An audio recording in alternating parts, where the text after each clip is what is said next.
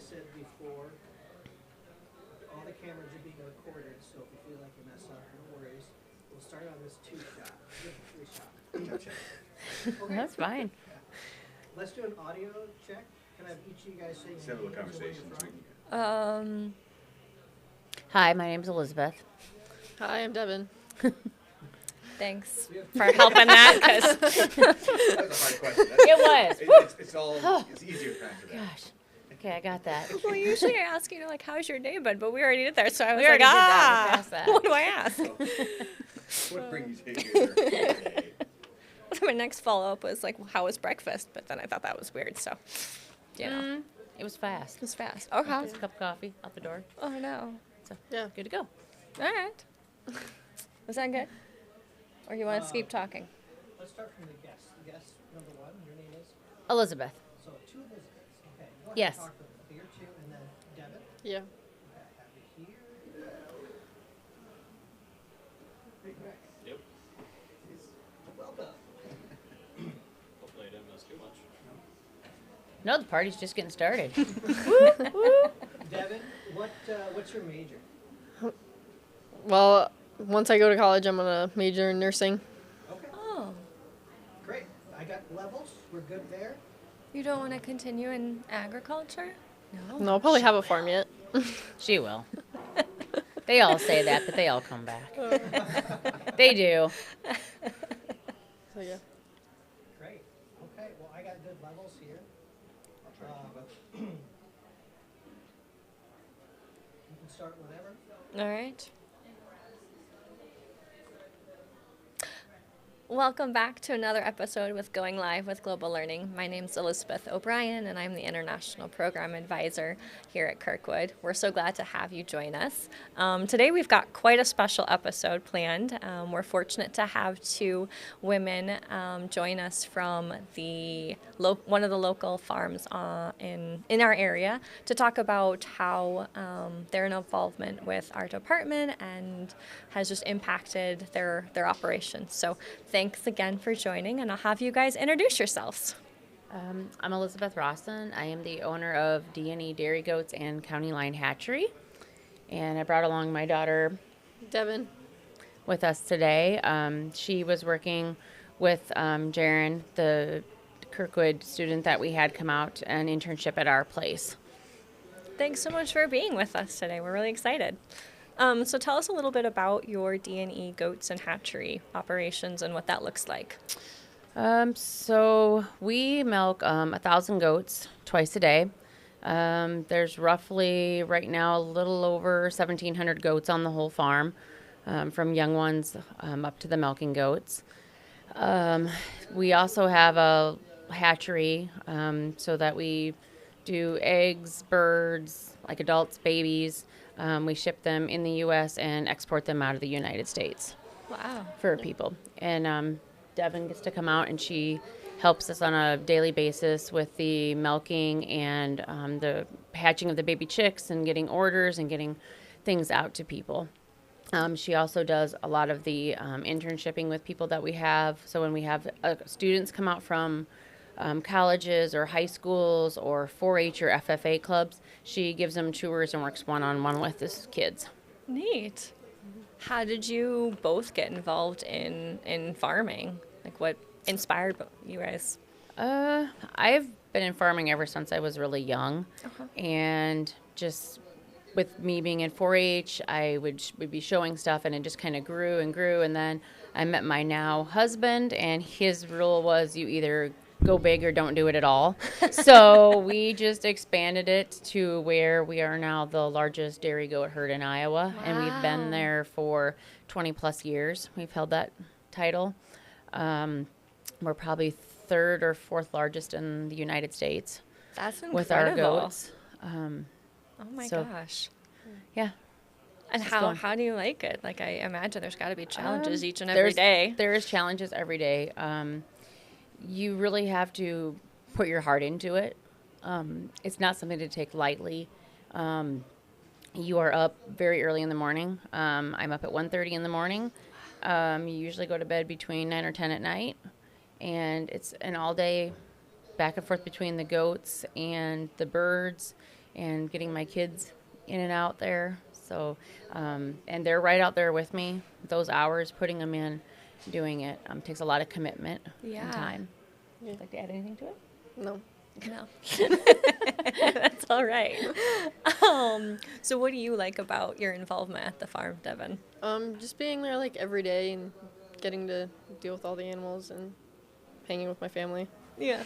Yeah, I gotta imagine that's gotta be nice just to always be surrounded by people you trust and can collaborate well with. So that's neat. And so this year you guys had Jareen, one of our community college initiative participants, with you. Can you tell me more about that experience of hosting her? I really enjoyed having her out there. It was a really good learning experience for me and her. I liked being able to like talk about her, like where she was from, and her telling me about it, and then I got to show her like what it's like here, and we got to learn a lot of new things. Yeah. Do you have a favorite memory or a cherished memory of something you got to do with her? And Well, I was telling her like how the hay smells like really good, Yeah. and then I was like you should go and smell it, and then I didn't think she was gonna do it, and then she actually did, and it was kind of funny. She kind of waited till everybody walked away. Yeah. Because we do high moisture hay, which is hay you take right out of the field when it's wet, at a 40 to 50% moisture, and we wrap it in wrapping, and it sets until we use it. So when you open it up, it's like you just went out in the field and cut it. Yeah. So it smells like that. And she walked away, like everybody. We put the bale, and everybody walked away, and we see her back there, and she's like, "Oh, it's like, a yes, good it does smell. smell very good." Yeah. So as part of her internship or involvement at your farm, what were her daily tasks, or what was she responsible from? So we let her get right in, hands-on with it. So anywhere from the pre-washing to getting the system set up to bringing the goats in to actually physically milking them, dipping them afterwards, getting them out, showing her how we check each animal to make sure that they're healthy and that everything is okay with them. Teaching her how to assist in a birthing process. Ooh. She really, really liked that. That was a highlight of her day for that day. I can imagine. And just the care afterwards with the babies, how we had to do that, what you all have to do with them. And it's not just, they're born, because we bottle feed all of our babies.